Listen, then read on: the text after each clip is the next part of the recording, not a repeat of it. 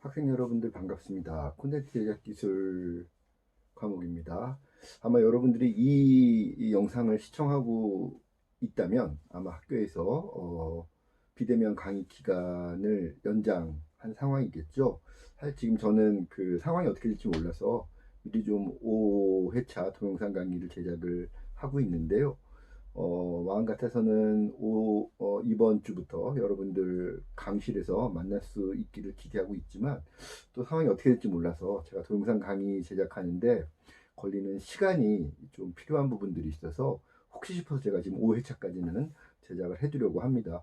가급적이면 이 영상을 여러분들이 시청하지 않고 강의실에서 이 내용들을 들을 수 있기를 바라는데요. 뭐 만약 지금 이 영상을 시청하고 있다면 상황이 또 그렇지 않게 동영상 강의 기간이 연장된 그런 상황이겠네요. 동영상 강의 기간이 만약에 연장이 되어 있는 상황이라면 제가 관련해서 남은 5회차 동영상 강의 이후에 강의 진행을 어떻게 할지에 대해서는 사이버 캠퍼스 공지사항을 통해서 제가 자세히 일정이라든가 운영 방침에 대해서는 공지하도록 할 테니까 다음 주부터 6회차 시간부터 어떻게 진행될지 그 부분들에 대해서는 사이버 캠퍼스 공지사항란을 확인을 해주시기를 부탁을 드리겠습니다. 자, 오늘은 우리 콘텐츠 융합과 기획 한글 파일로 되어 있는 강의 자료 같이 보도록 하겠습니다. 우리가 지난 시간에 대중문화 시대의 성립과 확산에 대해서 같이 살펴봤었죠. 그래서 대중문화라고 하는 것이 그 이전까지 순수예술의 시대, 흔히 이제 귀족예술의 시대라고 불렸던 고대 중세까지의 이런 그 시대의 예술과 달리 대중예술 시대가 18세기, 19세기부터 정착되고 현대에 이르기까지 확산되어 가는 과정에서 어떠한 요소들과 관계를 맺으면서 이렇게 확산되고 전 세계적인 영향력을 갖게 되는 그러한 중요한 문화적인 영역이자 산업적인 영역으로 자리 잡게 되었는지를 살펴봤습니다. 예술이 대중예술 시대로 접어들면서 예술이라고 하는 영역이 현재와 같은 이런 큰 영향력을 갖게 된 데에는 가장 중요한 것은 역시 복제기술과의 융합에 있었다라고 우리가 그 이유를 살펴봤었죠. 그래서 새롭게 과학기술의 발전에 따라서 새롭게 등장한 복제기술들 그리고 20세기 초반으로 넘어오게 되면 새롭게 등장한 미디어 기술들 뭐 라디오 방송이라든가 TV라든가 그리고 이제 오늘 살펴볼 디지털 시대로 넘어오게 되면 이제 뭐 인터넷 기반의 다양한 또 디지털 미디어들과 같이 에, 연계하고 또 협력하면서 어, 예술이 가지고 있었던 지금 여기 현존성에 기반한 아우라의 이런 그 개념 자체가 붕괴되어 버린 것이죠. 순수예술 시대에는 현존성에 기반한 아우라가 예술이라고 하는 것의 가장 중요한 핵심적인 가치이자 존재 방식이었다고 한다면 그러한 예술 작품의 아우라가 복제기술과 미디어에 의해서 현존성 자체가 부정되어 버리다 보니까 하나의 작품이 실시간 여러 버전으로 여러 카피로 복제가 되어서 굉장히 많은 사람들에게 동시간대 실시간적으로 굉장히 먼 지역까지 이렇게 전파되고 수용되는 것이 가능해진 것이죠. 그래서 그러한 새로운 복제 기술, 또 창작 기술, 또 새로운 미디어의 등장 이런 것들이 기존의 예술이 대중예술의 시대로 접어들게 만드는 중요한 계기이자 동력이 되었다 살펴봤었고요. 그래서 그러한 순수 예술에서 대중예술 시대로 넘어오게 되면 창작과 수용이라고 하는 예술 커뮤니케이션의 양대 축이 모두 창작자가 되기 위해서든 수용자가 되기 위해서든 이 두 영역 모두 참여할 수 있는 그런 기회가 대단히 민주화되었다. 창작자가 되기 위한 문턱도 낮아졌고 그 예술 작품을 애호하는 수용자가 되기 위한 문턱도 낮아졌다. 비용도 마찬가지고 기회도 마찬가지고 그래서 그러한 창작과 수용의 민주화라고 하는 것이 그 이전 시대 또 순수 예술과 대중 예술의 또 다른 굉장히 중요한 차이점이 된다라고 봤었고요. 그러다 보니까 순수 예술 시절의 예술은 제의적인 가치, 심미적인 가치가 중시되었다면 대중예술 시대에는 전시적인 가치와 유희적인 가치가 좀 더 중요한 가치로 이렇게 평가받고 인정받게 받게 되었다까지 우리가 지난 시간에 살펴봤습니다. 이것은 이제 오늘은 디지털 시대라고 하는 21세기, 2000년대, 이제 20세기 후반부터 디지털이라고 하는 시대가 열리기 시작을 해서 2000년대에 넘어 21세기가 되면 본격적으로 디지털 시대로 진입을 했고, 이미 모든 그 많은 그 지구에 살고 있는 많은 이 인류의 일상들의 굉장히 중요한 영역들이 거의 대부분 디지털화 되어 있는 시대에 살고 있다 보니까 2000년대 들어서면서부터 인류의 역사에 본격적으로 디지털 시대가 열렸다라고 이제 우리가 평가할 수 있는 것이죠. 그래서 이러한 디지털 시대에 대중예술이라고 하는 것이 그렇다면 어떤 그런 그 패러다임의 변화들을 가져오고 있는지, 이런 것들을 또 살펴보는 것이 우리에게 또 굉장히 중요하겠죠. 왜? 우리는 2000년대를 살고 있으니까, 21세기를 살고 있으니까, 21세기를 살아가면서 21세기의 사고와 가치를 공유하고 있는 대중들을 대상으로 한 그런 문화 콘텐츠 기획, 문화 콘텐츠 창작, 문화 콘텐츠 커뮤니케이션을 준비하고 있다 보니까 당연히 디지털 시대에 달라진 이런 문화적인 패러다임들을 이해하는 것이 창작자들에게도 기획자들에게도 굉장히 중요한 그런 인식의 영역이 될 수 있다는 것이죠. 그런 측면에서 오늘은 디지털 시대의 문화 콘텐츠라고 하는 이 영역, 대중문화라고 하는 이 영역이 어떻게 패러다임 변화를 가져가고 있는지를 한번 살펴볼 수 있도록 하겠습니다.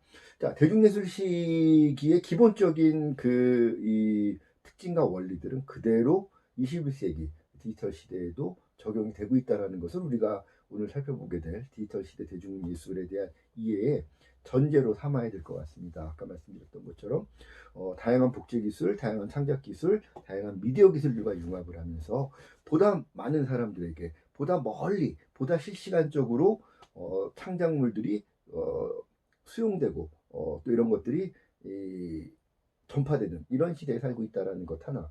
두 번째, 그러다 보니까 유희적이고 제의적이고 심미적인 가치보다는 전시적이고 유의적인 가치가 좀 더 각광받는 그런 시대이다라는 거.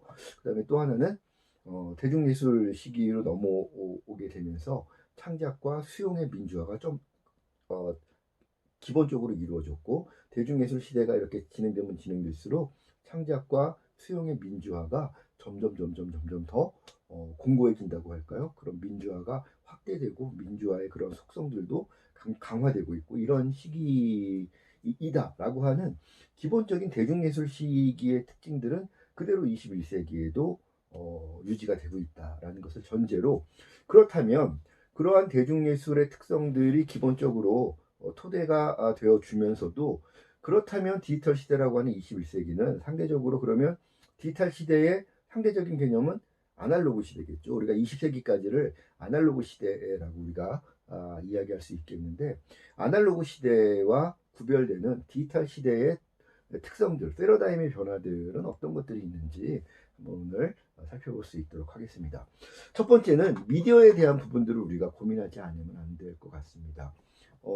새로운 창작 기술, 새로운 복제 기술의 등장도 여전히 굉장히 중요한 그런 디지털 시대의 대중예술에 있어서도 중요한 요소들이겠지만, 이런 디지털화된 기술들이 새로운 미디어들의 등장을 촉진하고, 새로운 미디어들이 보여주는 액티비티의 다양성들, 퍼포먼스의 다양성들을 강화시켜주는 방향으로 작용을 하고 있기 때문에, 미디어라고 하는 측면들에 대해서 우리가 아날로그 시대에도 마찬가지였지만 더욱더 강화된 미디어의 영향력들을 우리가 좀 살펴봐야 되겠다라는 것이죠. 자, 우리가 미디어를 이해하기 위해서 먼저 생각해야 될 개념은 우리 강의 자료 16페이지인가요? 15페이지. 15페이지 제일 상단에 있는 그 굵은 글씨로 새로움은 낡음이 된다라는 이런 이 문장을 우리가 한번 깊이 있게 생각을 해봐야 될 것 같습니다. 새로움은 낡음이 된다. 자연스러운 얘기일 수도 있겠죠. 왜냐하면 세상에 처음 등장하는 것들은 처음 등장했을 땐 새로웠지만 시간이 흘러가면 흘러갈수록 쉽게 낡은 것이 되어버리는 것이니까, 마찬가지로 미디어도 생물도 마찬가지고 어떤 새로운 현상들도 마찬가지고 자연상의 여러 가지 그런 현상이나 대상들과 마찬가지로 미디어 역시도 모든 미디어들은 새롭게 등장을 해서 곧 낡은 것이 되어버리더라라는 것이죠. 현재 낡은 미디어라고 하면 미디어의 관점에서 봤을 때 현재 21세기 2000년대 2020년 올해 기준으로 봤을 때 현재의 낡은 미디어는 여러분들이 생각할 때 어떤 미디어들을 우리가 낡은 것이라고 생각할 수 있을까요? 상대적으로 새로운 것, 핫한 뉴 미디어들은 어떤 것들일까요?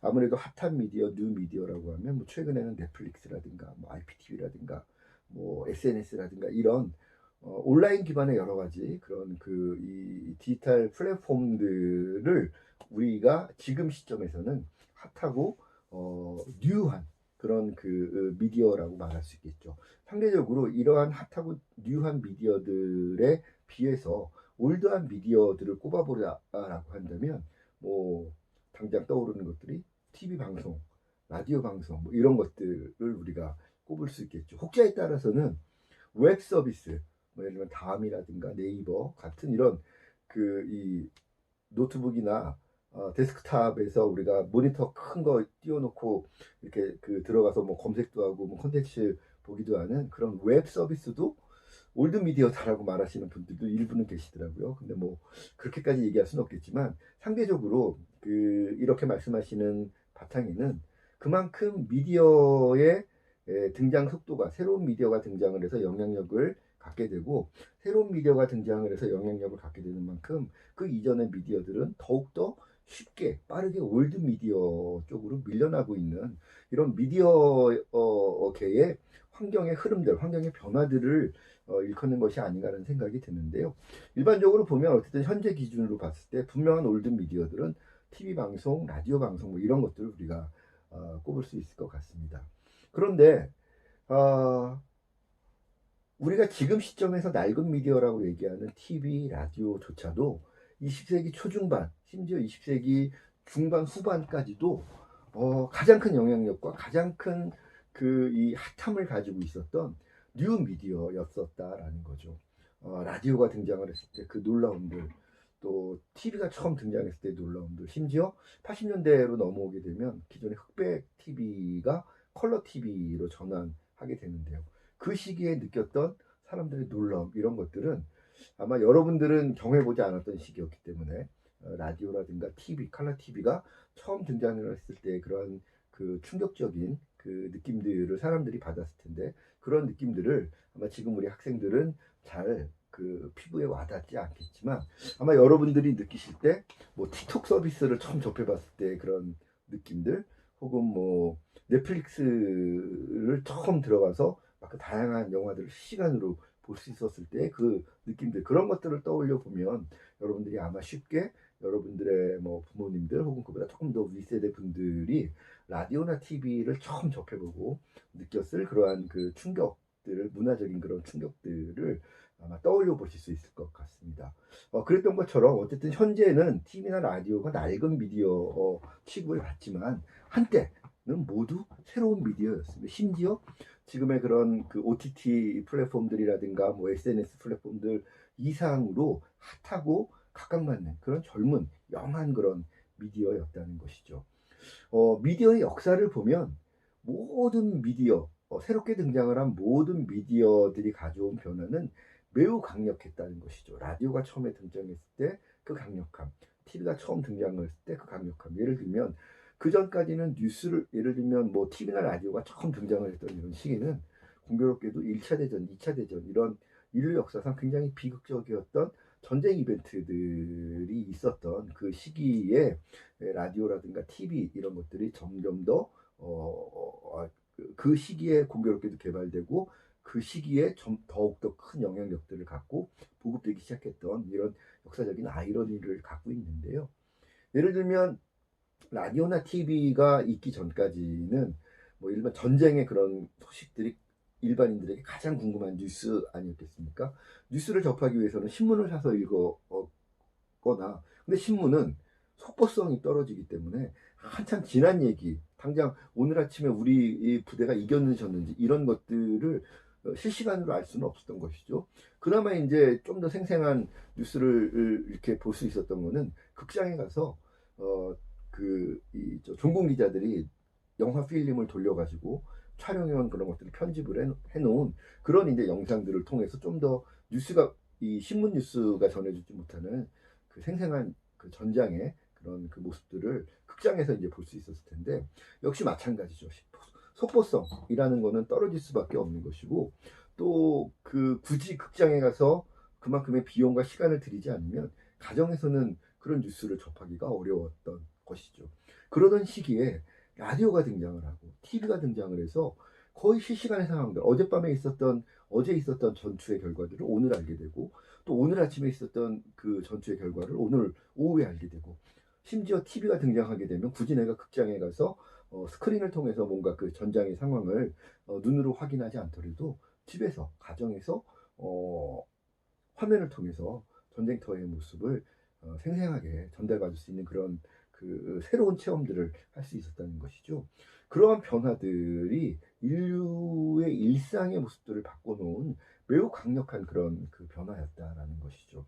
그러나 그러한 라디오, TV가 보여준 그런 미디어적인 변화, 강력한 변화는 사실 이제 여러분들 세대에게는 강력한 것이 아니죠. 오히려 뉴스 시간 기다려서 9시 뉴스, 8시 뉴스, 12시 뉴스 이런 거 기다리느니 인터넷 들어가서 모바일로 검색해 보면 거의 실시간으로 속보로 필요한 뉴스들을 우리가 검색해서 찾아볼 수가 있는 시대를 살다 보니까 TV나 라디오가 전달해주는 그런 그 충격들이 지금 세대에게는 매력적이지 않은 올드한 그런 것들이 되어 버릴 수밖에 없다는 것이죠. 왜?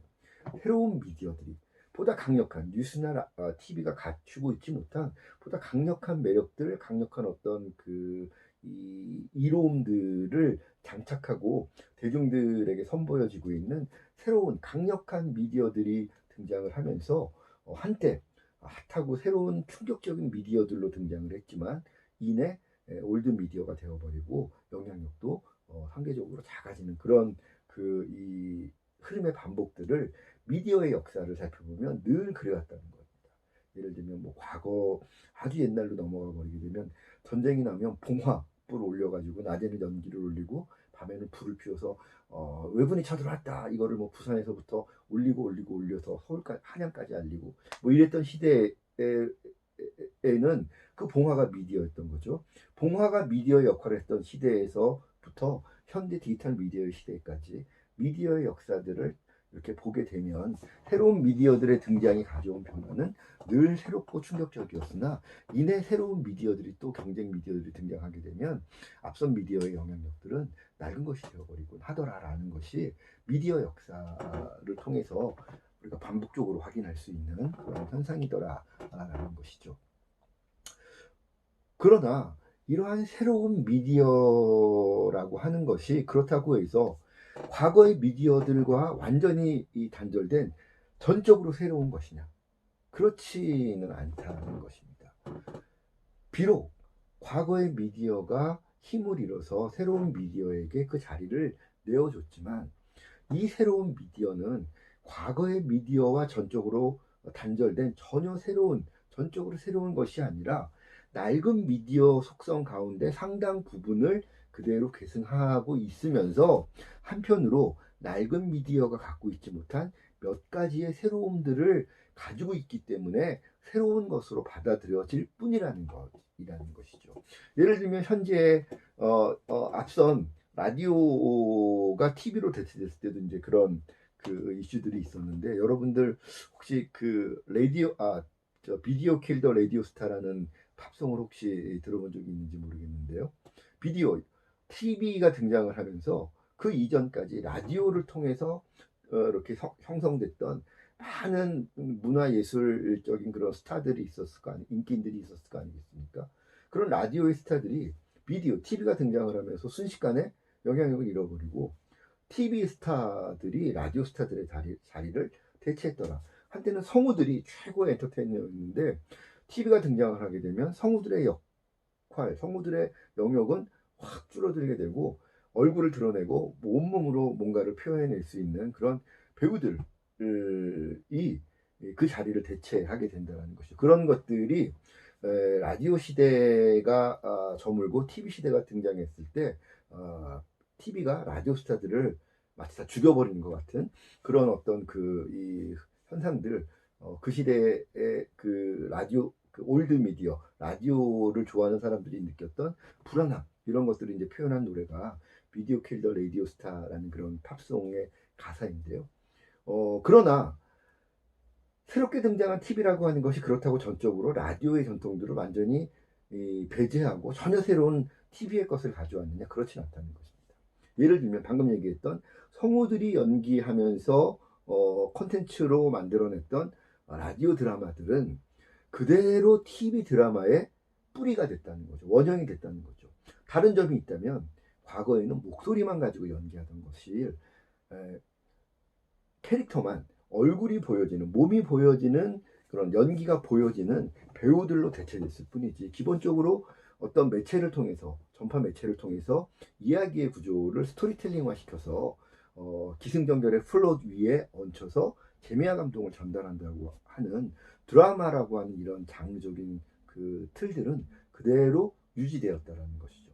다만 성우가 탤런트, 배우로 바뀌었을 뿐이다라는 겁니다.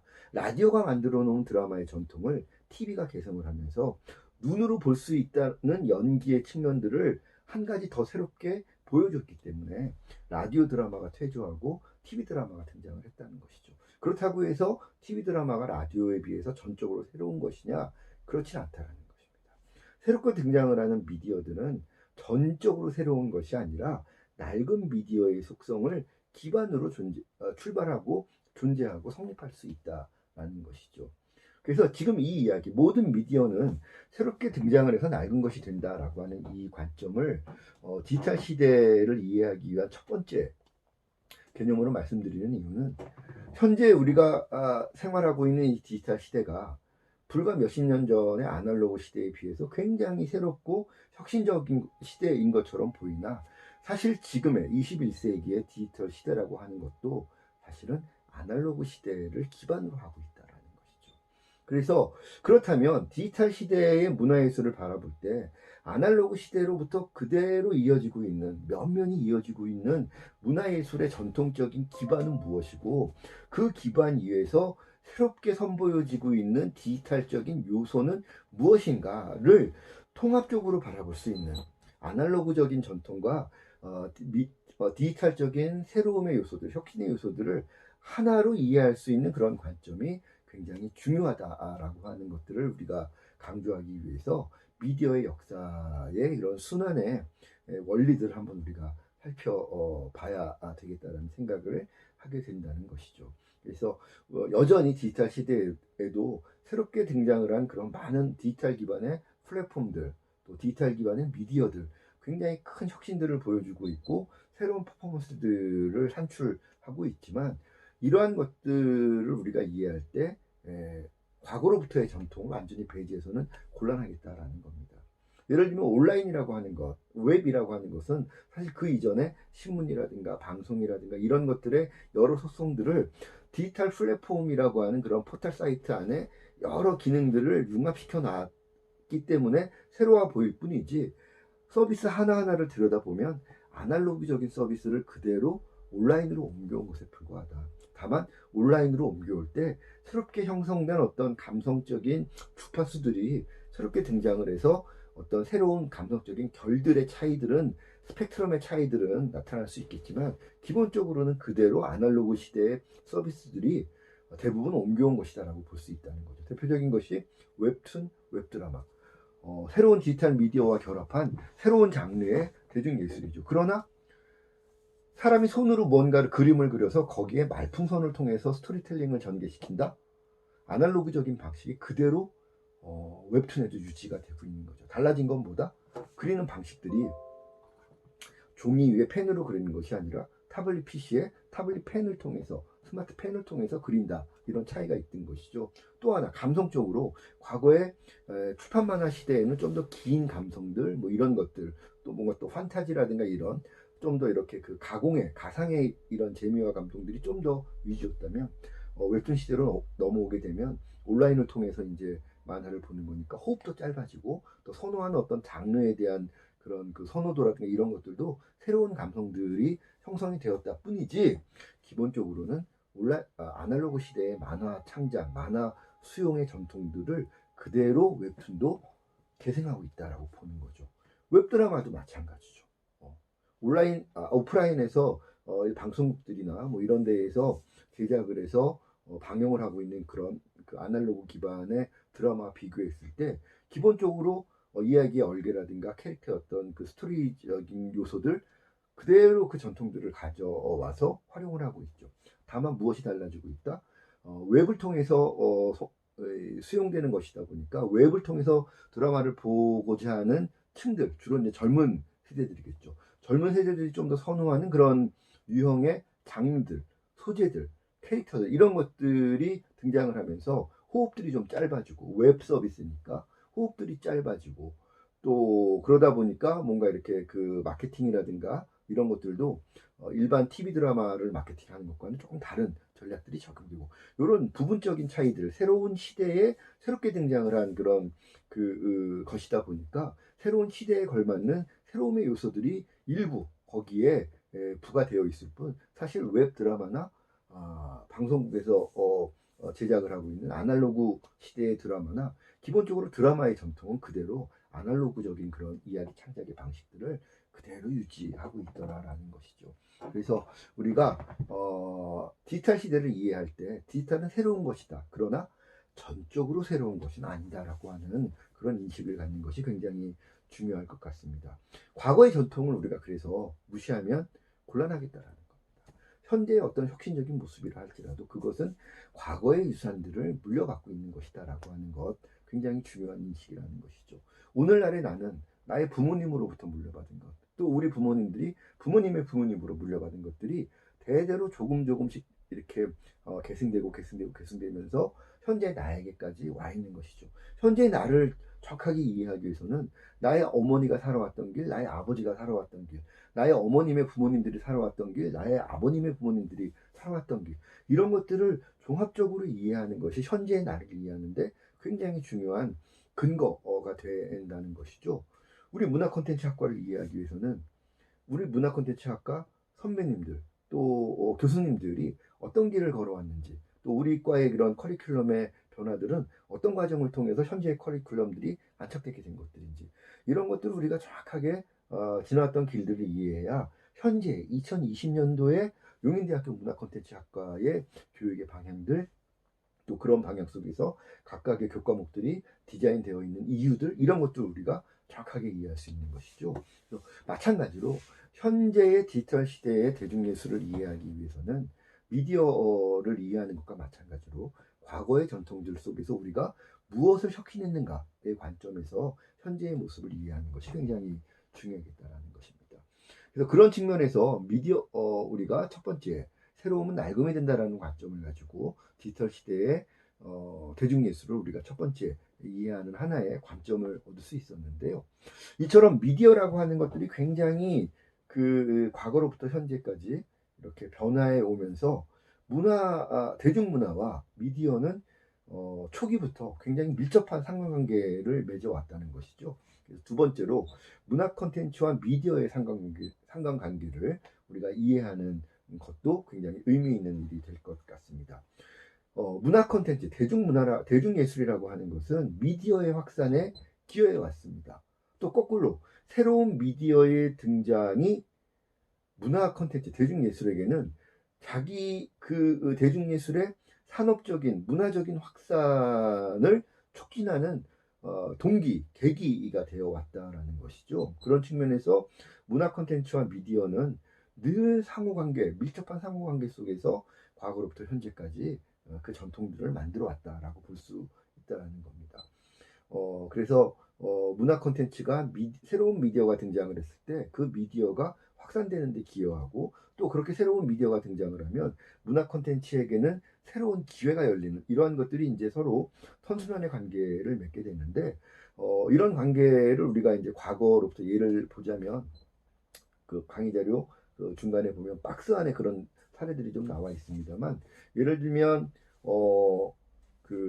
요즘은 우리가 영화를 집에서 볼 때 DVD도 많이 안 보고 IPTV를 많이 보지만 이 기록된 매개체로서 이렇게 영화를 볼 때 DVD라고 하는 걸 많이 보게 되죠. DVD, 그 이전에는 여러분들 잘 기억이 안 나겠지만 비디오 테이프라고 해서 이렇게 그 안에 마그네틱 테이프가 돌돌돌돌 양쪽으로 감아 있어서 이게 이렇게 테이프를 돌리면 테이프에 기록된 영상 신호, 음성 신호들이 송출돼서 우리가 집에 있는 TV를 통해서 영화를 볼 수 있는 그런 그 기록 장치 이 시대가 있었던 것이 이제 비디오 시대인데, 이런 비디오 시대도 마찬가지고 그 아날로그적인 비디오 방식이 이제 디지털적인 DVD로 넘어오게 돼서 이제 현재에는 DVD를 통해서 주로 영화를 많이 봅니다만, 이런 새로운 그 영화 기록 재생 장치들이 등장을 했을 때 이런 것들이 새로운 이 미디어, 비디오라고 하는 것, DVD라고 하는 것이 반드시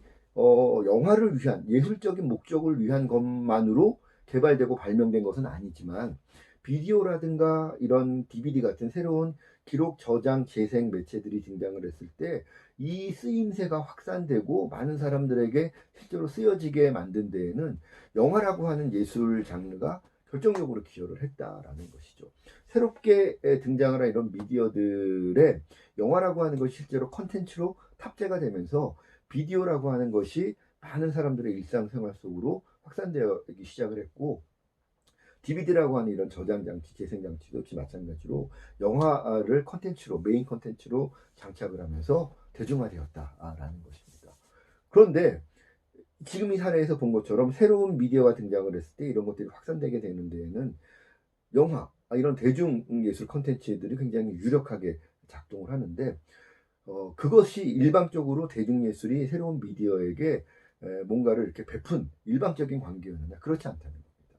그러한 관계가 역으로 영화에게는 새로운 수익원이 되는 거죠.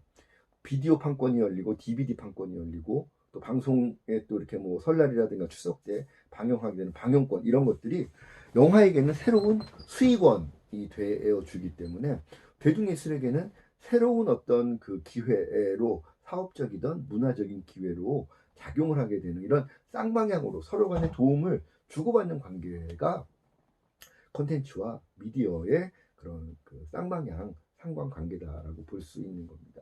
이런 관계들이 최근에 새로운 디지털 기반의 미디어, 디지털 기반의 기술들이 등장을 한 디지털 시대에는 심지어 새로운 문화 콘텐츠, 대중예술 장르들이 만들어지는 계기로도 작용을 하고 있더라. 아까 잠깐 얘기했던 그런 뭐 온라인 기술이 등장을 하면서 새로운 웹툰이 등장을 한다든가, 3D 기술이 발달하게 되면서 뭐 아바타 같은 3D 영화들이 새롭게 등장을 한다든가, 이런 새로운 그런 그 디지털 미디어, 디지털 기술과 융합을 한 새로운 대중예술 장르들이 등장을 하게 되는 그런 시대까지 디지털 시대에 우리가 목격하고 있는 그런 하나의 흐름이다라고 말할 수 있겠다라는 것이죠. 그래서 문화 콘텐츠와 미디어는 기본적으로 서로 상호 협력하는 관계다. 이걸 여러분들이 이해해 주시면 될 것 같고요. 미디어의 역사 속에서 문화 콘텐츠들이 단계마다, 미디어 역사의 단계마다 서로 어떤 그런 그 관계들을 맺어왔는지 구체적인 사례들은 박스 안에 제가 좀 정리를 해놨으니까 여러분들이 그 내용들을 조금 읽어봐 주시면 도움이 될 것 같고요. 아마 이런 사례들은, 더 많은 사례들이 여러분들이 조금만 이 관점을 가지고 눈 돌려보면 주변에 굉장히 많은 사례들을 살펴볼 수 있을 텐데요. 이 박스에 있는 사례들만 여러분들이 암기하지 마시고요. 주변에 여러분들이 이 관점에서 바라볼 수 있는 그런 미디어와 문화 콘텐츠, 대중예술이 서로 협력해서 만들어내는 어떤 새로운 흐름들, 새로운 현상들, 이런 것들은 무엇이 있을지 여러분들이 한번 살펴보는 것도, 스스로 한번 찾아보는 것도 의미가 있을 것 같습니다. 자, 그래서 기본적으로 미디어와 문화 콘텐츠, 대중예술은 아날로그 시대에도 마찬가지였지만 디지털 시대에 접어들게 되면서 점점 더 상호 의존성들이 심화되고 있다. 이렇게 제가 말씀드릴 수 있겠는데요. 자, 두 번째, 우리가 첫 번째 미디어 관점에서 디지털 시대의 패러다임 변화를 살펴봤다면, 두 번째는 이미지와 스토리텔링 관점에서도 한번 디지털 시대의 패러다임 변화를 살펴볼 수가 있겠다라는 것이죠. 그래서 다음 페이지 강의를 보시면 두 번째, 디지털 시대의 이미지와 스토리텔링의 변화라고 하는 부분의 내용들을 한번 살펴볼 수 있겠습니다. 일반적으로 대중예술의 여러 장르 안에서 대중예술 작품들이 대중들에게 선사하는 재미와 감동의 측면들을 크게 두 가지 영역으로 나눠서 살펴볼 수 있는데요. 하나는 이미지가 주는 감동이 있고 하나는 이야기가 주는 재미와 감동이 있을 겁니다. 일반적으로 이미지, 영상이 주는 재미와 감동의 요소를 우리가 스펙터클이다라고 우리가 개념화해서 얘기하고 있고요. 상대적으로 이야기가 주는 재미와 감동의 영역들은 센세이션이라는 개념으로 우리가 개념화해서 이야기를 많이 합니다. 아마 여러분들이 평소에 스펙터클이라는 단어도 많이 들어보고 사용하고 있을 것 같고요.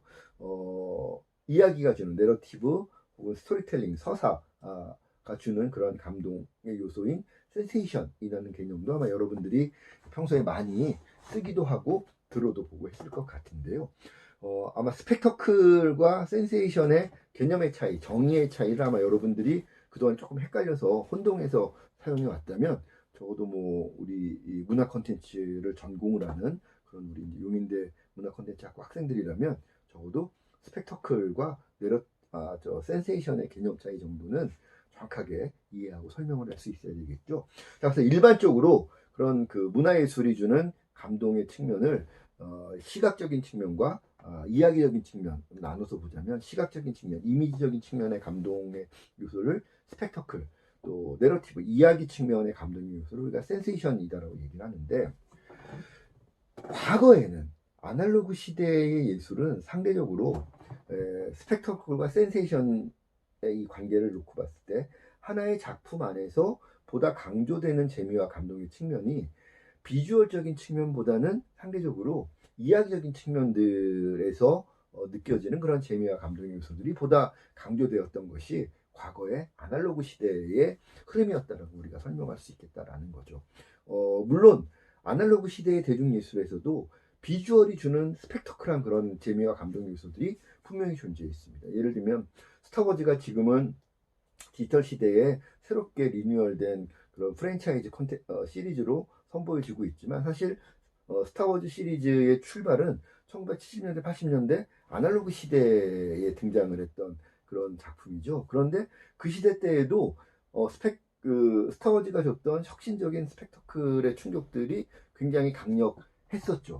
그러나 스타워즈 시리즈가 과거의 아날로그 시대에 기반을 했기 때문에 그 시기에 그런 영상 기술의 수준이라고 하는 그런 한계를 넘어서지는 못했다라고 하는 거죠. 그러다 보니까 광선검이라든가 번쩍번쩍 막 금빛으로 빛나는 3PO 로봇의 그런 이 비주얼 이런 것들이 굉장히 충격적이었으나 사실 스타워즈라고 하는 그 시리즈가 더욱더 대중들에게 상업적으로 이렇게 그 재미와 감동의 측면으로 다가설 수 있었던 것은 이야기가 주는 센세이션을 거기에 막 그 우주 전쟁들이 행성들끼리의 그런 우주 전쟁들이 펼쳐지는데 큰 세력들로 나눠져서 이런 많은 은하계의 별들이 전쟁을 벌인다. 그런데 그런 전쟁을 벌이는데 뭐 우주선이나 광선총 이런 기존의 SF 영화나 소설에서 봤던 그런 방식이 아니라 제다이라고 하는 그런 동양적인 어떤 그 신비한 초능력을 갖고 있는 제다이라고 하는 그런 SF적인 기사 집단이 등장을 해서 그런 기사 집단이 펼쳐내는 포스라고 하는 그런 힘에 의해서 그런 전쟁들이 수행이 되더라. 이런 센세이셔널한 그런 이야기의 설정들이 굉장히 그 사람들을 감동시켰다는 것이고 그런 것들이 굉장히 재미있게 받아들여졌다는 것이죠. 실제로 그 영화를 제작을 했던 조지 루카스 감독 같은 경우는 실제로 그 이야기의 뒷부분을 먼저 아날로그 시대에 개봉을 하고 디지털 시대에 넘어와서야 비로소 그 이야기 앞전 이야기들이었던 에피소드 1, 2, 3를 그러니까 순서를 바꿔서 제작해서 개봉을 했던 것이죠. 왜 그랬느냐? 아날로그 시대에는 그 시리즈 1, 2, 3의 이야기들을 구현할 그런 그 영상 기술들을 자기가 확보하지 못했었다라는 것이죠. 뭐 오늘 스타워즈 얘기를 너무 길게 할 수는 없습니다만 스타워즈 1, 2, 3을 보면 마치 영화 배너를 떠올리게 만드는 우주선 그 경주 씬들이 등장을 한다던가 이런 굉장히 스펙터클한 고도의 그런 촬영 기법들과 특수 효과를 필요한 그런 장면들이 등장을 하는데 그런 장면들을 실제 1970년대, 80년대에 제작을 하려고 하니 도저히 그런 사람들을 만족시켜 줄 수 있는 현실감 있는 영상들을 만들기에는 70년대, 80년대라고 하는 그런 시기가 너무 일렀다. 기술의 수준들이 미흡했다라는 것이죠.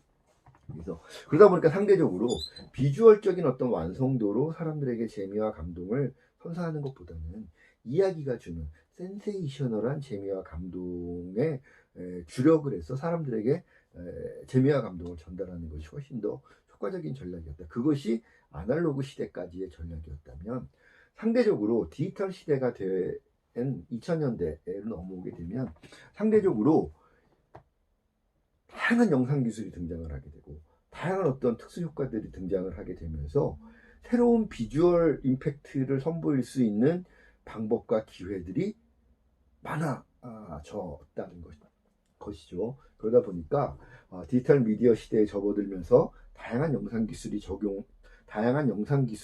적용할 수 있게 되었고, 그 때문에 스펙터클이 강조되는 영상이 보다 많이 이제 대중들을 찾아갈 수 있게 되고, 그런 스펙터클한 장면들로 대중들의 시선과 관심을 유인할 수 있는 기회가 커지게 됐다. 그것이 아날로그 시대와 디지털 시대를 구별하는 또 하나의 중요한 그 기준이 될 수 있다라는 것이죠.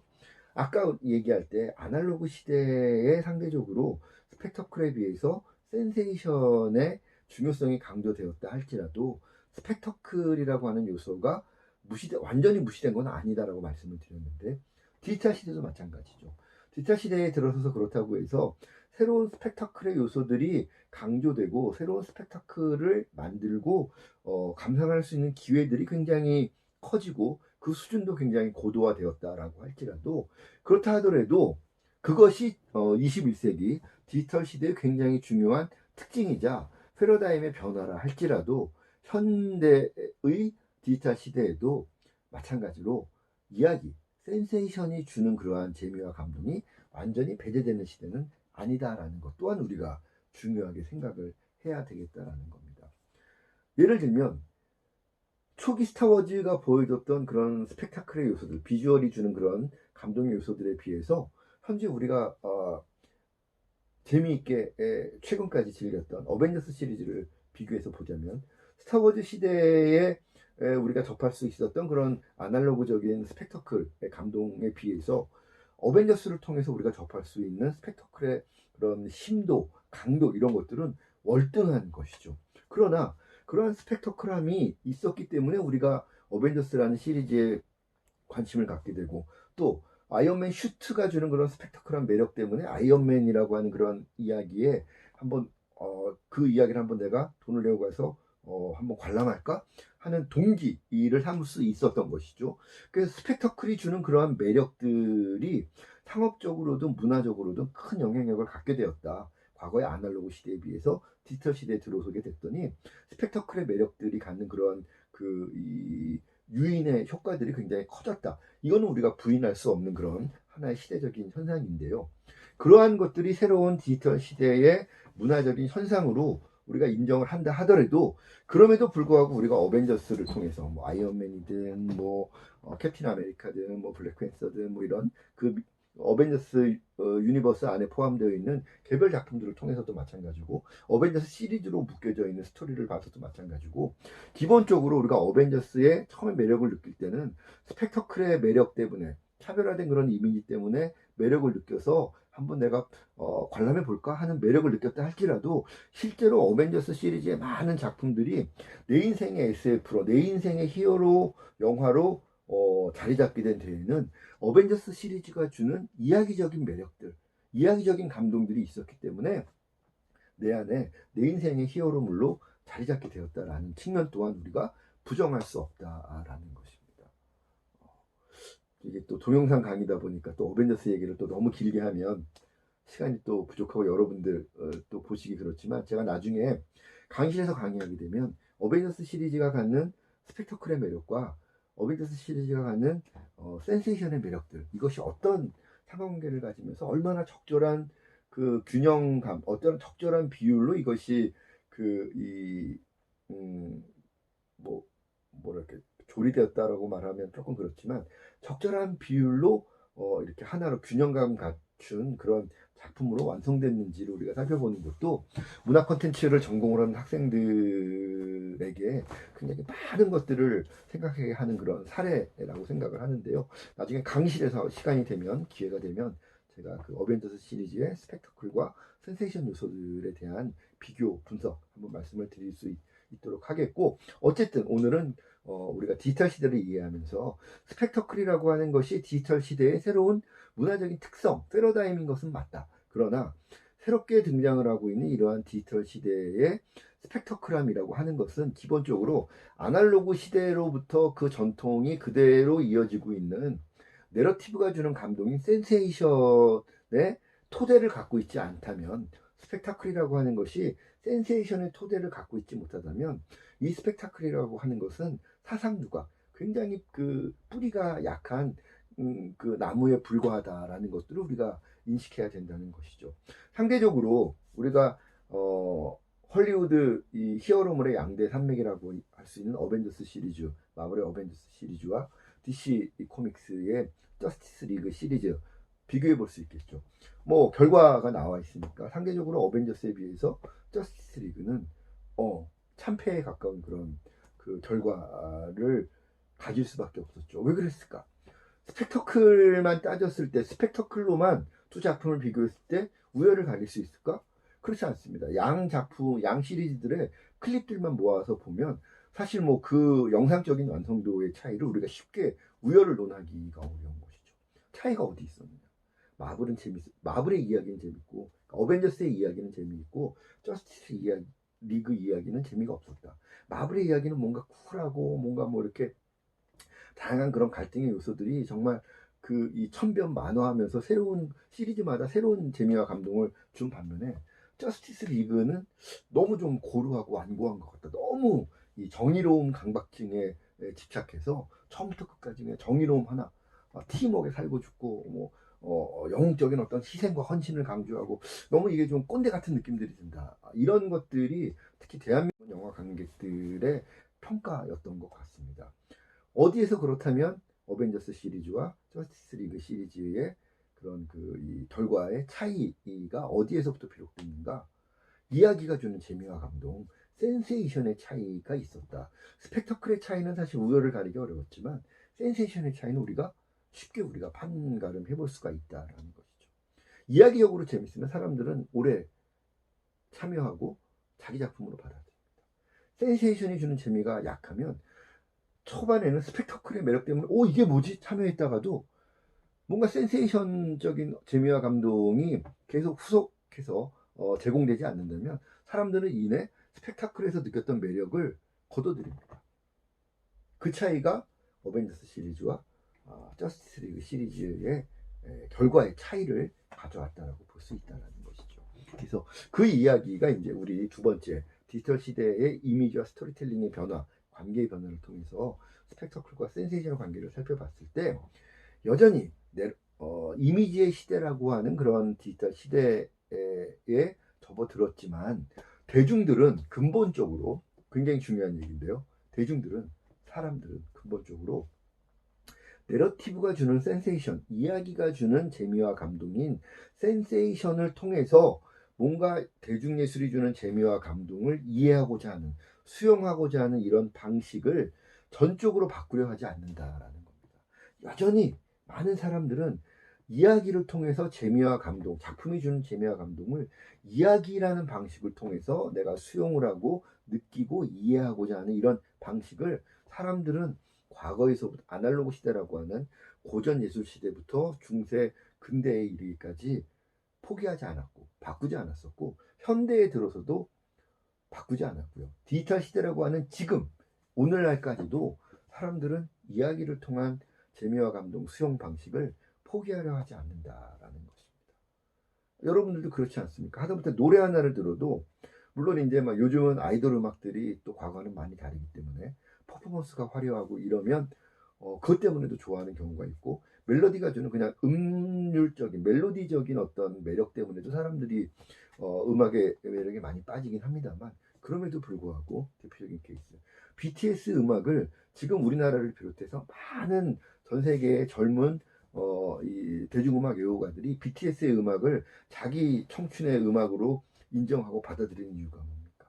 BTS 음악에 실려 있는 가사들이 주는 센세이셔널한 메시지들, 스스로를 사랑해야 되고 젊은이들끼리 연대해야 되고 이런 이야기들, 자신감을 가져야 된다. 자신의 길을 자신 있게 걸어가라라고 하는 그런 이야기들. 그 길을 걸어갈 때 스스로를 사랑해라. 사람들의 시선이 어떻든 사회의 시선이 어떻든 자기 길을 걸어가는 자기 판단, 자기 길을 걸어가기로 결정을 한 나 자신을 더 사랑하고 아껴라. 그 메시지가 주는 센세이셔널한 감동 때문에 BTS를 받아들이는 겁니다.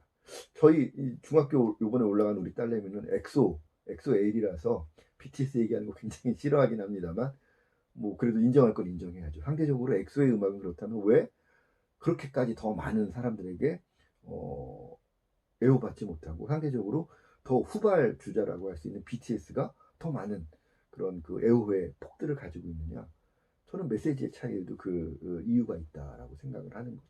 그래서 이야기 장르, 뭐 영화라든가 소설이라든가 웹툰이나 이런 이야기 장르뿐만 아니라 대중음악 같은 비이야기 장르를 심지어 사진이라든가 미술, 회화 이런 영역에서도 그 작품을 통해서 느껴지는 스토리텔링의 가치들, 내러티브가 주는 센세이셔널한 재미와 감동의 측면들이 강하게 느껴지는 작품일수록 음악이든 사진이든 이런 비이야기 장르에 있어서도 이야기가 주는 그런 재미와 감동이 보다 강력하게 느껴지는 작품들이 인정받고 선호되는 것들이 현대 대중예술의 또 하나의 중요한 흐름이다라고 말씀드릴 수가 있다라는 것이죠.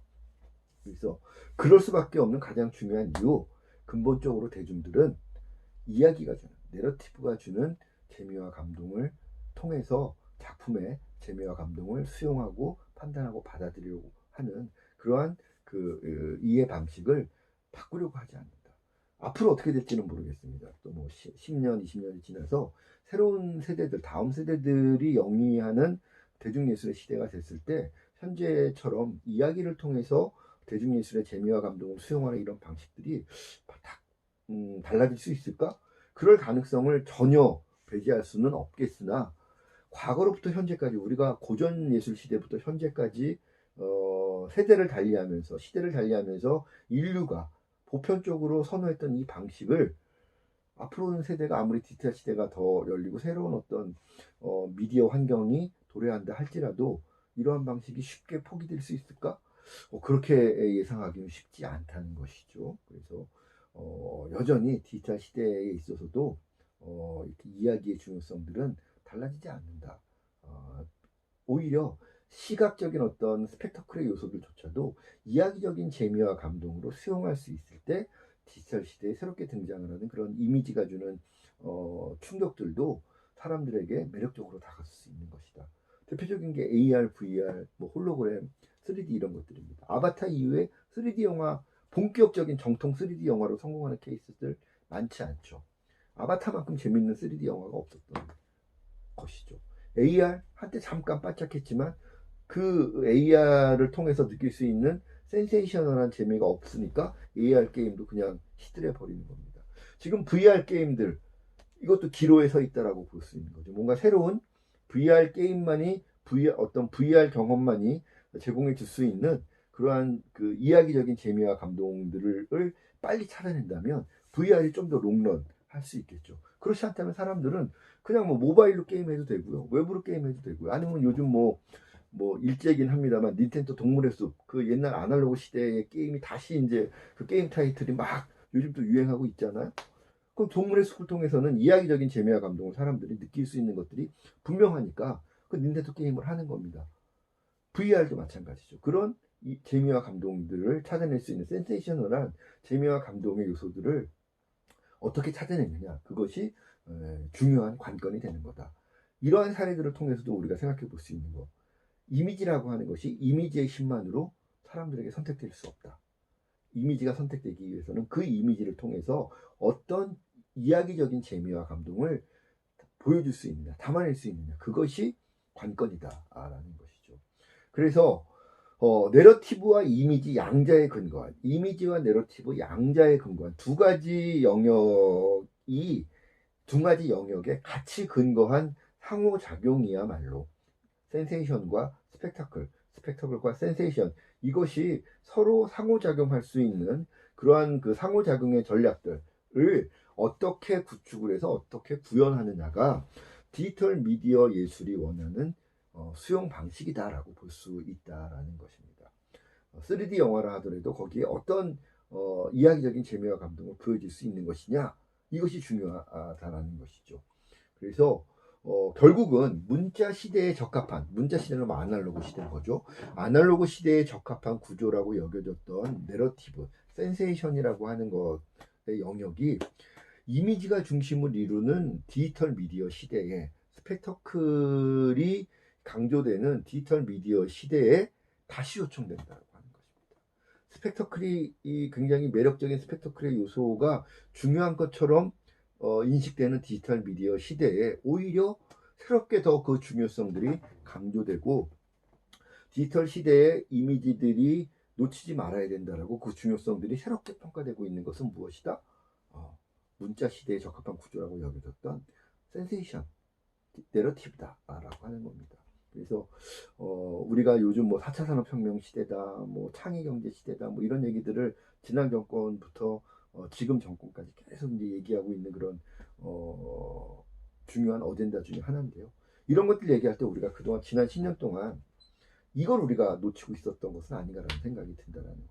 너무 새로운 시대의 기술들, 새로운 시대의 미디어들을 막 이야기하고 강조하다 보니까 그 기본이 되는, 사람들이 실제로 원하는 이야기적인 재미와 감동의 중요성, 이야기적인 재미와 감동을 어떻게 새로운 것들을 만들어내고 어떻게 육성하고 이런 것들을 만들어낼 수 있는 인력들을 어떻게 우리가 육성해내야 되는지, 이런 것들의 중요성들은 확 접어두고 한쪽에서 새롭게 등장을 한 디지털 기술, 디지털 미디어, 이런 것들을 육성하는 쪽에만 너무 많은 그 강조를 했던 것들이 아닌가. 우리가 지금 살펴본 것처럼 고전 시대부터 대중예술 시대를 지나서 현재의 디지털 시대라 할지라도 센세이션과 스펙터클은 서로 균형을 이루어야 되고 함께 상호 협력해야 되는 그러한 균형점을 찾는 것이 중요한 것이 대중예술 영역 안에서의 스펙터클과 센세이션의 관계였는데, 지난 10년 정도 되는 이 기간 동안 우리는 너무 지나치게 스펙터클 혹은 스펙터클을 구현해 줄 수 있는 미디어 기술, 혹은 어떤 테크놀로지적인 요소들, 이런 것들에만 너무 주안점을 둔 것이 아닌가라는 반성을 통렬하게 해야 되는 그런 시기가 지금이 아닐까라는 생각이 듭니다. 그러면서도 사실 요즘 문화부에서 하는 여러 이 사업들을 보면 여전히 이 흐름들이 센세이션보다는 스펙터클 쪽에 치우쳐 있는 그런 느낌들을 받는 사업들이 많아서 조금 걱정이긴 한데요. 어쨌든 이런 부분들은 대중예술 영역에서 종사하는 전문가들, 또 그런 것들을 꿈꾸는 이 젊은 청년 학생들, 이런 이 그룹들에서 보다 많은 목소리를 좀 내줘야 지난 10년 동안 한쪽으로 치우쳤던 그런 여러 가지 정책적인 방향성이든 어떤 사회 전체의 인식의 어떤 방향성이든 이런 것들을 다시 균형감 있는 바람직한 방향 쪽으로 이렇게 교정해 올 수 있는 그런 계기가 될 수 있지 않을까라는 생각이 듭니다. 어쨌든 우리 스스로가 먼저 디지털 시대에 이미지가 강조되는 것, 스펙터클이 강조되는 것은 분명한 어떤 새로운 패러다임의 변화이고, 새로운 그런 그 스펙터클을 보여줄 수 있는 새로운 기술적인 그런 요인들이 풍성해지고 있다. 이거 분명히 중요한 패러다임의 변화이나, 이러한 패러다임의 변화가 아날로그적인 그 센세이션, 이야기적인 어떤 재미와 감동의 토대를 갖추지 못하고 있다면 사상누각에 불과하다. 이런 인식들을 우리가 분명하게 가져야 되겠다. 이건 굉장히 중요한 과학적인 인식이자 역사적인 인식이다라는 것이죠. 그래서 스펙터클과 센세이션, 디지털 시대의 상호작용의 균형감을 놓치지 않는 것이 굉장히 중요하다는 말씀을 두 번째로 오늘 살펴보고자 합니다. 자, 볼토와 그루신 그리고 달리, 이렇게 이 볼토와 그루신은 같이 연구를 했던 사람이고, 달리는 유명한 또 20세기 초중반까지의 중요한 이 작가이자 연구가이기도 한데요. 이런 그 중요한 학자들이 20세기 초중반의 일찍이 지금 우리가 살펴봤던 미디어와 문화 콘텐츠의 관계, 또 이 스펙터클과 센세이션의 관계, 이런 것들에 대해서 많은 이론적인 그 이 견해들을 일찍이 마치 예언자처럼 선구자처럼 남겨놨는데요. 자, 볼트와 그루신 같은 경우 17페이지 그 박스 다음의 내용들입니다. 볼트와 그루신은 디지털 미디어 또한 완전히 새로운 매체가 아니다라고 주장을 한 거죠. 우리 아까 살펴봤었죠. 모든 미디어는 올드 미디어가 된 그 앞선 미디어의 전통을 기반으로 한다. 다만 앞선 미디어가 갖지 못했던 한두 가지 새로운 요소들을 갖고 있기 때문에 뉴 미디어가 된 것이다. 이렇게 살펴봤었는데 그 이야기를 볼트와 그루신이 이미 했던 것이죠. 디지털 미디어 또한 완전히 새로운 매체가 아니다. 오히려 모든 미디어가 이전의 미디어들을 앞서의 미디어들을 재매개화, 리미디에이션 하기 때문에 미디어를 역사적으로 리미디에이션 하고 있는 그런 것들이 미디어의 역사에서 이 리미디에이션이라고 하는 것, 재매개화라고 하는 것이 굉장히 중요한 원리이기 때문에 미디어를 역사적으로 파악해야 된다. 미디어의 현상들, 미디어의 실체를 역사적인 관점에서 맥락을 가지고 파악하는 것이 대단히 중요하다라는 것들을 강하게 설파했던 것이죠. 오늘 그래서 중요한 아까 우리가 첫 번째 살펴봤던 모든 새로움은 곧 낡음이 된다라고 하는 이런 이 어젠다가 있다면 그것을 우리가 이해하는 이론적인 그 개념은 리미디에이션, 재매개화에 있다라고 살펴볼 수가 있다라는 것이죠. 또 그리고 달리는 어떤 이야기를 했냐면 달리는 현재의 디지털 미디어가 기존의 영상 예술을 해독과 해석의 체험으로부터 기존의 영상 예술이 해독과 해석이라고 하는 그런 체험에 좀 더 방점이 가여 있는 그런 것이 기존의 영상 예술이었다면 현재의 디지털 미디어 시대의 영상 예술은 감각적, 논리적 체험으로 이렇게 변화해 가고 있다라는 것을 주목했었습니다. 우리가 지난 시간에 대중예술 시대로 넘어오게 되면 제의적 가치, 심미적 가치가 전시적 가치, 유의적 가치로 그 중요성의 방점이 옮겨왔다라고 우리가 살펴봤었는데요. 디지털 시대에 넘어오게 되면 또 이제 새로운 차원들이 하나 열리게 되는 것이죠. 감각적, 논리적 체험의 시대가 되었다라고 보는 겁니다. 물론 그렇다고 해서 해독과 해석의 체험이 현대 디지털 시대에 완전히 배제된 것이냐? 그렇지 않습니다. 우리가 어벤져스 보면서 인피니티 스톤들 각각의 6가지 인피니티 스톤들 뭐 스페이스, 뭐 타임, 소울, 리얼리티, 뭐 마인드 또 뭐죠? 내가 5가지 얘기했는데 6가지가 있는데 이런 스톤들마다 어떤 의미를 가지고 있고 그런 것들이 모이게 되면 어떤 의미를 또 만들어내게 되고 각각의 이 스톤들이 이렇게 흩어져 있는데 이 흩어져 있는 그 지역들마다 어떤 그 의미가 있어서 이런 것들이 하나로 조합되게 되면 어떤 스토리텔링 구조를 이루게 되는 것인지 뭐 이런 것들 우리가 계속 그 단어들을 찾아 나가기 위해서 해독하고 해석하는 재미가 있었기 때문에 또 어벤져스가 인기 있었잖아요. 그러니까 그런 것들 해독과 해석의 체험들이 주는 즐거움도 여전히 디지털 시대 대중예술에서도 다뤄지고 있는 거죠. 다만 그러한 것들이 과거에 무슨 뭐 고전시대, 대중예술 시대 초기에 이런 많은 작품들 안에서 우리가 다뤘던 삶과 뭐 사랑과 뭐 이런 것들에 담겨있는 많은 철학적인 혹은 비밀들 이런 것들을 해독하고 해석해야 되는 그런 시대의 대중예술들보다는 상대적으로 해독과 해석의 체험의 그런 무게가 중량감 뭐 이렇게 표현하면 또 이 우열의 개념으로 여러분들이 받아들일 것 같아서 오해의 소지가 있는 표현인데 과거에 아날로그 시대의 대중예술을 통해서 우리가 접했던 해독과 해석의 체험보다는 디지털 시대의 대중예술을 통해서 우리가 접하는 해독과 해석의 체험은 상대적으로 마일드해졌다, 굉장히 가벼워졌다라고 우리가 부담 없어졌다라고 우리가 이해하면 될 것 같습니다. 상대적으로 과거의 그런 대중예술에 비해서 아날로그 대중예술에 비해서 현재의 대중예술이 주는 그런 그 즐거움은 감각적이고 논리적인 체험의 요소들이 보다 더 큰 재미와 감동을 우리에게 제공해 주는 시대에 이미 와 있다라고 하는 측면들을 우리가 이해하면 될 것 같습니다. 그 이야기를 달리가 이미 20세기 초반 중반에 이미 예언을 하고 있었다라는 것이죠.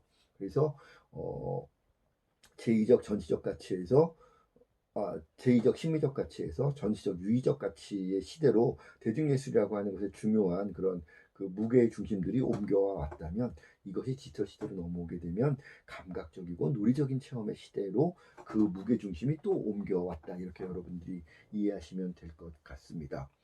달리는 계속해서 어떤 얘기를 했냐면 새로운 문화적 현상과 이미지 체험이 주는 의미에 긍정, 부정을 평가하기 이전에 이러한 새로운 문화가 이미 등장을 했고 이것이 어떤 본질을 가지고 있는지에 대해서 고찰하는 것이 선행되어야 된다라고 주장을 했는데, 이게 무슨 얘기냐면, 어쨌든 이 과거의 해석과 해석의 체험으로부터 감각적 논리적 체험이 좀 더 중시되고 더 강조되는 이런 새로운 문화적인 현상, 문화적인 흐름, 새로운 체험, 문화 체험들, 이런 것들이 이미 등장을 했는데, 혹자에 따라서는 이것이 새로운 현상이기 때문에 긍정적이냐 부정적이냐를 논하고 다투는, 우리가 마치 지난 시간에 플라톤과 아리스토텔레스, 또 아드로노와 베냐민이 대중예술, 예술을 놓고 막 이렇게 논쟁을 벌였던 것처럼, 새로운 디지털 시대의 이런 이 대중예술이 주는 새로운 유형의 어떤 문화 체험들, 또 그 체험에 담겨져 있는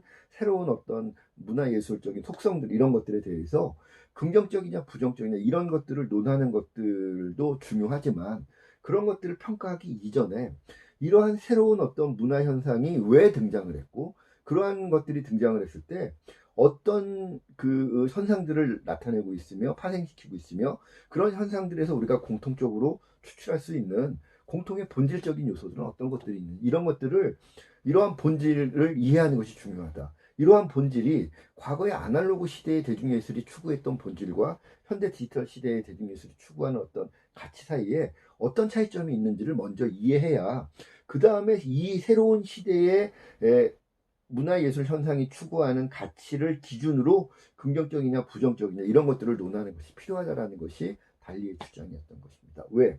과거의 잣대로 현재의 현상에 긍정과 부정을 논하는 것이 위험하다라는 얘기였던 것이죠.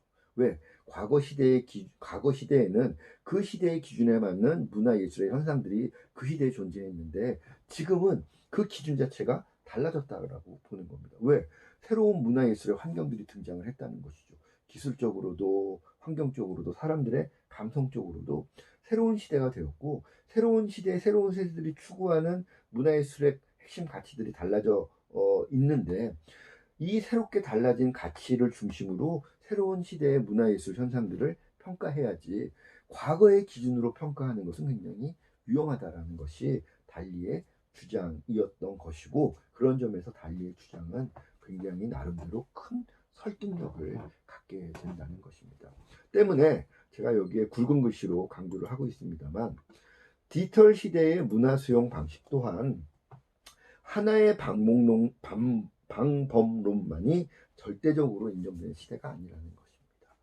디지털 시대에는 굉장히 다양한 창작 기술들, 굉장히 다양한 미디어들이 서로 다른 어떤 메커니즘을 통해서 자기들의 이야기를 만들어내고, 또 그런 것들을 유통시키고 있고, 또 그러한 다양한 창작 기술들, 다양한 미디어들을 통해서 다양한 방식으로 현대의 디지털 시대의 대중들은 문화예술을 수용을 하고 있기 때문에, 하나의 수용 방식, 하나의 기준, 하나의 관점을 통해서 현재 디지털 시대의 문화예술을 절대적인 관점을 가지고 평가하거나 이해하려고 해서는 위험하다라고 하는 것입니다.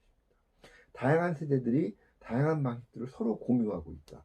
예를 들면 젊은 세대들이 프로듀스 101이라고 하는 이 직접 참여 오디션의 방식에 막 열광을 할 때, 처음에는 그런 것들에 대해서 기성세대들이 잘 이해를 못했죠. 그런데 지금 어떻습니까? 미스터 트롯이라고 하는 이 시대 중장년들에게 걸맞는 감성을 갖고 있는 그런 컨텐츠가 등장을 했더니, 불과 몇 년 전까지만 해도 젊은 세대의 방식이라고 여겨졌던 참여형 오디오, 실시간 투표 방식에 의한 그런 참여형 오디션이라고 하는 이런 방식이 중장년 세대에게도 그대로 수용되고, 오히려 더 적극적인 그런 어떤 퍼포먼스들을 산출해내고 있는 시대 현상들을 우리가 목격하고 있다는 거죠. 하나의 관점만 갖고 이 미스 트롯을 평가하고자 하면 평가가 어려운 것이죠. 젊은 세대의 방식이라고 여기졌던 오디션 방식이 중장년들에게도 수용된다? 하나의 관점만 가지고 접근하게 되면 이건 굉장히 그러니까 적절하지 않은 그런 해석을 나올 수밖에 없다라는 겁니다. 그만큼 디지털 시대에는 예술을 창작하고 유통시키는 방식도 다양화되었고, 또 수용자 입장에서도 다양한 대중예술들, 다양한 미디어들을 수용을 하는 것들이 굉장히 다양한 방식들이 앞에 있는데, 그 중에 한두 가지만을 선택하지 않고 다양한 방식들을 동시에 하나의 개체, 한 사람의 대중예술 애호가가 다양한 방식들을 동시에 선택해서 동시에 체험하는 이런 멀티플한 방식으로 대중예술을 수용을 하는 시대에 이미 진입해 있다는 겁니다. 창작도 멀티플, 수용도 멀티플 한 시대가 되어 있기 때문에 이러한 멀티플한 대중예술 창작, 대중예술 수용의 이러한 그런 시대적인 현상들을 우리가 바라보기 위해서는 하나의 관점, 절대적이거나 본질론적이거나 아니면 그 교조적인 원리적인 방식으로 이 현상을 이해하고자 하는 디지털 시대의 대중예술 현상들을 이해하고자 하는 그런 태도들은 대단히 위험하다라는 말씀을 드리고 싶습니다. 정리해서 말씀드리자면 디지털 시대일수록 우리는 좀 더 열린 마음으로 또 과거로부터 현재에 이어지는 이런 역사적인 전통 속에서 열린 마음을 가지고 현재의 다양화된 이런 그 디지털 시대의 대중예술 현상들을 고찰하고 이해하고 수용하고자 하는 태도들이 굉장히 필요할 것이다. 과거를 완전히 배제하고 현재의 것만을 바라보는 관점도 굉장히 위험하고, 그렇다고 해서 과거의 방법만 고집해도 이건 꼰대가 되는 거죠. 그런데 꼰대들을 비판하면서 현대의 방식만이 전혀 새로운 것이고 유일한 것이다라고 이야기하는 것도 이것은 현대적인 꼰대의 다른 모습일 뿐이라는 것입니다. 그래서 꼰대가 되지 않기 위해서는 과거의 것만을 고집해도 안 되지만 현대의 것만을 강조해서도 안 된다라는 거. 그다음에 두 번째, 어쨌든 새롭게 등장을 한 이 디지털 미디어 시대에는 스펙터클이라고 하는 부분들, 이미지적인 측면도 굉장히 중요하지만 이러한 현대 디지털 대중예술 시대가 부과하고 있는 새로운 이런 영상 기술들은 아날로그적인 전통에 기초하고 있는 내러티브의 이야기의 센세이션, 이야기적인 재미와 감동을 토대로 확보하지 못한다면 사상 누각에 불과하다라고 하는 것도 굉장히 중요한 오늘 우리가 살펴볼 수 있었던 중요한 시사점이 될 것이다라고 말씀드리고 싶습니다. 그래서 그러한 것이 디지털 시대에 접어들게 되면 새로운 다양한 이런 방식들이 창작의 영역에서도 수용의 영역에서도 굉장히 많이 다양하게 열리고 있기 때문에 디지털 시대에 우리가 접어든 문화 수용자로서도 마찬가지고 우리처럼 대중문화예술 영역에서 전문가가 되겠다라고 하는 사람들일수록 더욱더 열린 마음, 다양한 어떤 방식들에 대해서 다 받아들이고 수용하고 인정을 하고 그 중에서 내가 좀 더 잘할 수 있는 것에 집중을 하는 것은 중요하지만 내가 잘할 수 있는 그것만이 가치 있는 것이다라고 이렇게 고집을 부리지 않는 것도 굉장히 중요한 그런 그 사고방식이다라는 거죠. 결론적으로 디지털 시대일수록 우리는 보다 다양한 것들, 다원화된 이런 현상들에 대해서 열린 마음을 가지고 디지털 시대의 새로운 어떤 그 문화예술의 어떤 현상들, 또 문화예술의 환경들 이런 것들을 받아들이고 수용을 하고 또 내가 갖고 있는 것들과 내가 갖고 있지 못한 것들을 갖고 있는 사람들과 혹은 그런 집단들과 늘 융합을 하고 협업할 수 있는 그런 준비, 태도 이런 것들을 갖는 것이 중요하다라고 하는 것이죠. 자, 다음 그 17페이지, 18페이지까지 보면 디지털 시대의 키워드가 나와 있는데요. 이 내용들은 여러분들이 한번 쭉 읽어보면 쉽게 이해가 될 것 같은데 간단히 키워드 어떤 것들이 있는지만 살펴보면 첫 번째 융합의 시대. 제가 첫 번째 동영상 강의 때부터 강조했죠.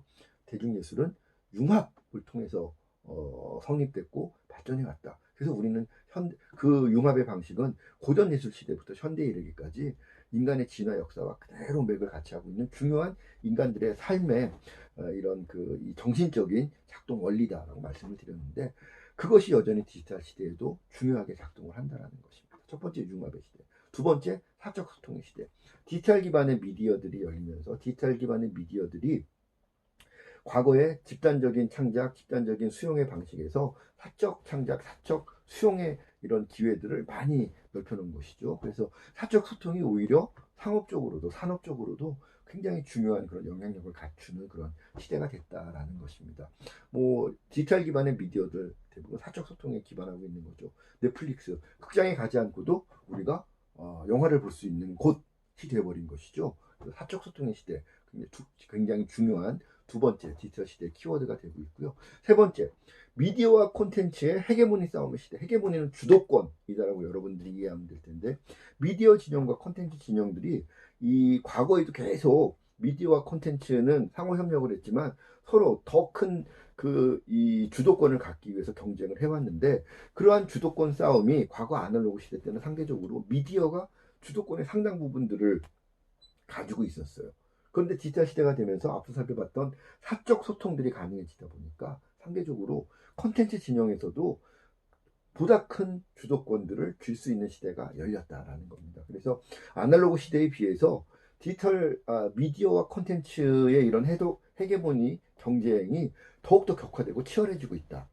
그런데 과거에 비해서 아날로그 시대에 비해서 디지털 시대에 접어들게 되면 콘텐츠 진흥의 이 주도권의 역량들이 좀 더 강화되었다. 상대적으로 미디어의 힘은 약화되었다라고 보는 것이죠. 그럴 수밖에 없는 것이 아까 방금 얘기했던 사적 소통의 시기라든가 뭐 사적 창작 이런 것들이 가능해진 그런 그 시대가 됐기 때문에. 그러나 상대적으로 미디어의 힘과 이 콘텐츠 진영의 힘 간의 격차가 좁혀졌다고는 하지만 여전히 미디어의 힘을 콘텐츠 진영의 힘이 역전하고 있지는 못하다라는 것입니다. 그것이 수요와 공급의 이 원리가 작동하고 있기 때문인데, 여전히 미디어를 갖기 위해서는 보다 많은 재원, 보다 많은 인적 자원, 보다 많은 기술적 자원들을 갖고 있어야만 미디어를 소유할 수가 있는데, 미디어를 소유하기 위해서 이 투입돼야 되는 그 자원들, 리소스의 질과 양이 콘텐츠 하나를 창작하는데 투입되는 이런 리소스들의 투입의 양과 질보다 우월하기 때문에 그런 현상들이, 역전되지 않는 현상들이 여전히 유지가 되고 있다는 것이죠. 그럼에도 불구하고 콘텐츠 진영의 발언권이 강화되고 있다. 이것은 굉장히 큰 시사점을 얘기해 줄 수 있다라는 것이죠.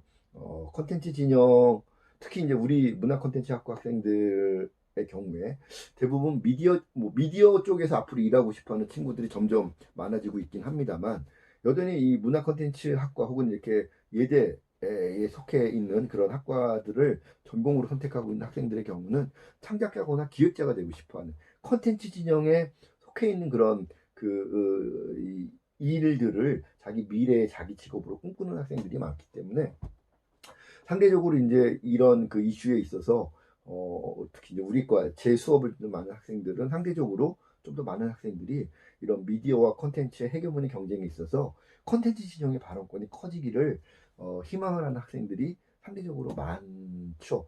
이번 학기는 어떨지 모르겠습니다만 어쨌든 그런 측면들이 당장 우리의 일자리에도 영향을 미치게 되는 겁니다. 그래서 미디어와 콘텐츠 간의 헤게모니 싸움이 좀 더 격화되고 있기 때문에, 그런 미디어와 콘텐츠 간의 헤게모니 경쟁들이 어떤 추이를 앞으로 보일 것이냐, 이런 것들에 대해서도 여러분들이 관심을 가져두면 미래에 여러분들이 실제 이렇게 현장에 진출하게 됐을 때 자기의 적성이 미디어 쪽인 거냐 콘텐츠 쪽인 거냐, 그렇다면 이러한 이 흐름의 변화를 내가 어떻게 이해하고 활용을 하는 것이 나에게 좀 더 내가 하고자 하는 그런 발휘하고자 하는 능력을 보다 잘 발휘할 수 있게 되는 그런 방법을 내가 얻게 되는 거냐, 이런 것들을 판단할 때 굉장히 중요한 그 기회가 된다는 겁니다. 그런 측면들 같이 볼 수 있겠고요. 그래서 크게 세 가지 디지털 시대가 아날로그 시대와 차별화되는 구분되는 그런 새로운 시대적인 어떤 흐름들을 살펴볼 수 있는 세 가지 키워드를 살펴볼 수 있었다는 것이죠. 융합의 시대, 그다음에 사적 소통의 시대, 그다음에 미디어와 콘텐츠의 헤게모니 싸움의 시대. 이런 세 가지 키워드를 통해서 우리가 대중예술 시대라고 하는 큰 틀에서는 같은 시대이지만 20세기까지의 아날로그 시대와 현재의 디지털 시대를 우리가 상대적으로 다른 시대로 구분해 볼 수 있고, 또 상대적으로 다른 특성을 갖고 있는 그런 시대로 이해할 수 있게 만드는 중요한 세 가지 기준점이 될 수 있겠습니다. 오늘도 벌써 1시간 20분 가까이 지금 시간이 흘러가네요. 이게 제가 2시간 반 이상 정도로 제가 생각을 하고 한 주 한 주 이렇게 커리큘럼을 잡아놨는데, 동영상 강의는 그 2시간만씩 이렇게 하게 되면 힘드니까 학교에서도 1시간을 이렇게 그 3시간 수업이면 1시간 15분을 기준 시간으로 정해놓은 이유가, 아마 학생들이 동영상 강의 들을 때 집중도가 떨어지니까 아마 그런 기준을 잡지 않았나 생각이 되는데요. 벌써 오늘도 제가 그 시간을 넘겨버렸습니다. 좀 미안합니다. 미안하지만 어쨌든 우리가 한 학기에 여러분들이 이 과목을 통해서 얻어가야 될 내용들은 어쨌든 최소한의 내용들은 제가 또 여러분들에게 전달을 해드려야 되니까 이게 또 좀 동영상 시간이 조금 길어지더라도 좀 이해를 해주시고 조금 제가 이게 저도 이제 알아요. 이게 1시간 15분 안에 오늘 제가 정해놓은 분량을 다 말씀드리려면 시간이 부족하다는 걸 저도 아니까 이게 계속 이제 말이 빨라집니다. 동영상 강의 초반에는 천천히 얘기하다가 한 10분, 20분 지나가면 점점 제가 말이 빨라지는 거를 느끼고 있고 제가 모니터 할 때마다 다음번 동영상 강의는 좀 말을 천천히 해야 되겠다. 계속 생각을 하는데도 시계 보면 계속 제가 마음이 조급해져가지고 할 수 없이 이렇게 말이 빨라집니다. 이해해 주시고요. 제가 강의실에서 만나게 되면 동영상 강의 때 제가 너무 말을 빨리 하느라고 조금 이렇게 놓치고 지나간 부분들이라든가 여러분들이 좀 이해하시기에 너무 이렇게 압축해서 설명한 부분들 제가 충분히 보충해 드리도록 할 테니까 조금만 몇 주만 좀 참아 주시고요. 제가 예감에 만약에 지금 이게 뭐 동영상 강의 연장이 돼서 이거 여러분들이 시청하고 있다 하더라도 그렇게 길어질 것 같지는 않습니다. 어제 오늘 이렇게 뉴스 나오는 거 보니까 계속 확진자 수도 일정 수준 이하에서 관리가 되고 있고 뭐 정부에서는 긴장의 끈을 놓지 않겠다고 말씀을 하시고 계시지만 어쨌든 예감이 이게 뭐 4월 말 5월 초까지 갈까 싶은 생각이 조금 막 제가 개인적으로 좀 들어서 조금 기분이 좋아지는데요. 어쨌든 뭐 얼마가 될지 모르겠습니다만 동영상 강의 기간이 연장이 되게 되면 그 기간 동안 어쨌든 주어진 환경 안에서 최대한 저도 많은 것들을 여러분들에게 전달해 드리기 위해서 노력을 할 테고요. 동영상 강의라는 방식 때문에 여러분들이 느끼는 불편함에 대해서는 제가 다시 한번 양해의 말씀을 구하고 다만 학생 여러분들도 제가 지난 시간에 말씀드렸죠. 동영상 강의라고 하는 이 시기의 특성상 여러분들이 강의 자료 미리 읽기 또 동영상 시청 끝나면 한 번 더 읽기 이거 꼭 좀 실천을 해주시기 부탁드리겠습니다. 오늘 본 것도 한 3페이지 정도밖에 안 돼요. 강의 자료를 보면.